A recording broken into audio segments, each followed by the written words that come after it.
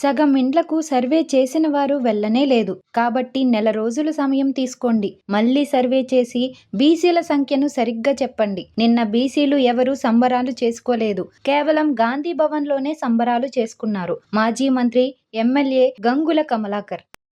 ఈరోజు మీరు బుల్డోజ్ చేసి మీకు మైక్ ఉన్నది అని చెప్పేసి 2 నిమిషం మాట్లాడి క్లోజ్ చేసి ఇక గింతే మేము తీర్మానం చేస్తామంటే అసలు నిన్న స్టేట్మెంట్ ఎందుకు ఇచ్చినట్టు, దేని మీద ఇచ్చినట్టు, స్టేట్మెంట్ దేనికోసం ఇచ్చినట్టు? తీర్మానం జరిగిందా? స్టేట్మెంట్కి ఏం స్టాండర్డ్ ఉంటుంది? బిల్లు పెట్టినరా? ఇది ప్రజలను మమ్మల్ని మోసం చేయడం జరిగింది. ఆగమాగంగా చేసిన అవసరం లేదు.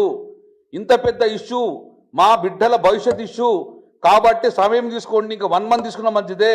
స్థానిక సంస్థలు దాని తర్వాత పోండి. తర్వాత ఎప్పుడైతే భూసాని వెంకటేశ్వర గారు కమిషన్ ఇచ్చిన రిపోర్ట్ కానీ, ఈ యొక్క బీసీ కమిషన్ రిపోర్ట్ ఇచ్చిన కానీ, అవన్నీ రిపోర్ట్ ఇచ్చిన తర్వాతనే మీరు మాకు ఎలక్షన్ పోవాలి.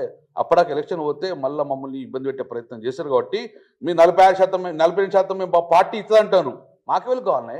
మాకు చట్టం చేయండి. మీరు అన్ని పార్టీలు మాకు 42% ఇస్తామని చెప్పి చట్టం చేస్తేందుకే కదా మేము బిల్లు పెట్టుకున్నది. మీ పార్టీ ఇచ్చడం కాదు. డెఫినెట్గా ఇది మేము రేపటి నుంచి 100% మా బీఆర్ఎస్ పార్టీ పక్షాన మా యొక్క బీసీ సంఘాలను చేసుకొని దీన్ని మాత్రము మేము ఏ బీసీ బిడ్డ కూడా దీన్ని ఒప్పుకునే ప్రసక్తి లేదు. నిన్న ప్రభుత్వం ఏంటంటే సంబరాలు చేసుకోరి అంటాడు. నేను గుండె చేసుకుని చెప్తున్నా, తెలంగాణ రాష్ట్రంలో ఏ ఒక్క బీసీ బిడ్డను సంబరాలు జరుపుకున్నాడా? నీ గాంధీ భవన్లో తప్ప ఏ ఒక్క బీసీ బిడ్డ కూడా ఆవేదనతోటి నిన్న బాధపడ్డాడు తప్ప కానీ ఎవరు సంబరాలు జరుపుకోలేదు. అంటే నీ ప్రభుత్వం యొక్క నెగటివ్ మీకు అర్థమైందా? నీ గాంధీ భవన్లో సంబరాలు చూసుకుంటే కాదు. మాకు తెలంగాణ గడ్డ మీద ఏ ఒక్క బీసీ బిడ్డడంగా దీన్ని చూసి బాధపడ్డాడు, ఆవేదన వ్యక్తం చేసిండు.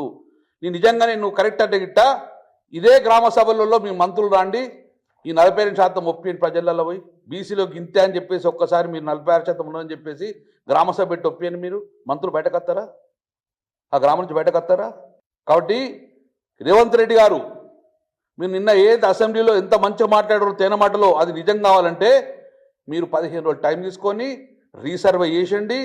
మేధావులు, బీసీ మేధావులు పిలవండి, బీసీ జర్నలిస్టులు పిలవండి, బీసీ సంఘాలు పిలవండి. ఆ రోజు మేము పెట్టినాం కదా, ఎంబీసీ పెట్టి అసెంబ్లీ హాల్లో 100 మీటింగ్ పెట్టుకున్నాం. మేము ఎంబీసీ పెట్టిన ఘనత మాదే కదా.